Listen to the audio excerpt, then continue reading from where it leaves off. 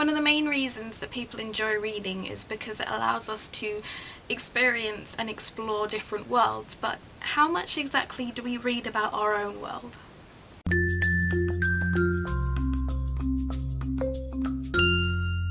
Hi everybody, it's Lydia here. So today's video is a little bit different. I wanted to talk a bit about diversity in reading, and over the next few weeks I'm going to be making a couple of videos about this.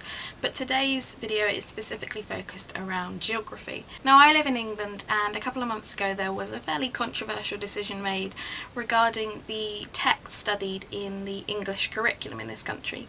And this basically meant that all text studied within England as part of the English curriculum would be primarily British only. So this means not reading any of Mice and Men or The Crucible or To Kill a Mockingbird, all those traditional texts which we are taught and have been taught here for years. They just decided, nope, we're not going to do that anymore, it's going to be British only texts.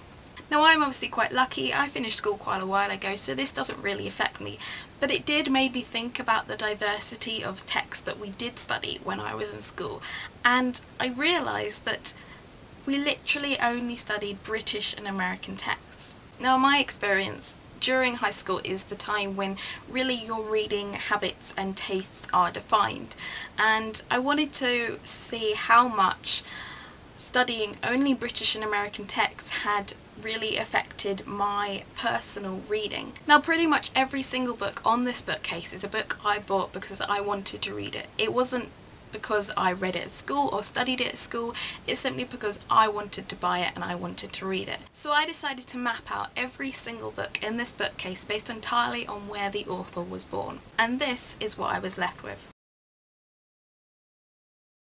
So I'm English, I live in England, there's going to be an obvious bias towards authors who were born in this country, and that's what the map suggests. And as you can see, there is obviously also a clear bias towards authors that are born in the US. But it's really the countries outside of England and the US that I wanted to pick out. Now, I had a fairly kind of clear idea that my reading tastes weren't going to be very diverse, but I was really shocked at how much lacking they were. On this bookcase there was a grand total of one author who was born in Asia. That was Leigh Bardugo, who wrote the Grisha series. She was born in Israel. There were a grand total of 3 authors who were born in Africa.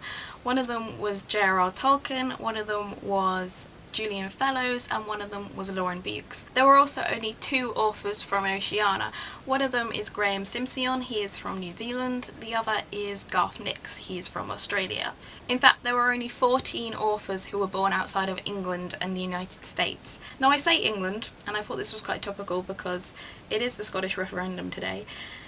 There was not a single author in the UK outside of England. There was not one from Scotland, Wales or Northern Ireland. They were all born in England. So it's not even like it was a bias towards British authors, it was solely English authors. So doing this has really highlighted the lack of diversity in my reading, and I do feel that even though we like to think that we make up our own decisions about what we want to read, I do think that what you read in school does influence you, and I think in my case it definitely has. And I wasn't even taught under the British only English curriculum. I was taught under the, we'll pretend it's open to all nationalities, but really it's solely British and American curriculum. Obviously, I'm not saying that your reading tastes are based entirely on what you read at school. I do think that is a big influence, but there has to be a question about what books publishers pick, how well the media represents them, how well they're advertised, and I do think there needs to be more appreciation for books that were written in a language other than English, because let's face it, it's the 21st century, we can easily translate these books, so why are they not more mainstream? So that's it for today's video. I hope you found it interesting. I would really recommend mapping out your own bookshelves because it does certainly highlight the lack of diversity, and I'd be really interested to hear what your bookshelves are like, so let me know. I'm going to be doing a couple more videos on my channel over the next few weeks about different kinds of diversity in reading, so keep an eye out for that. But for now, I will see you soon, so bye!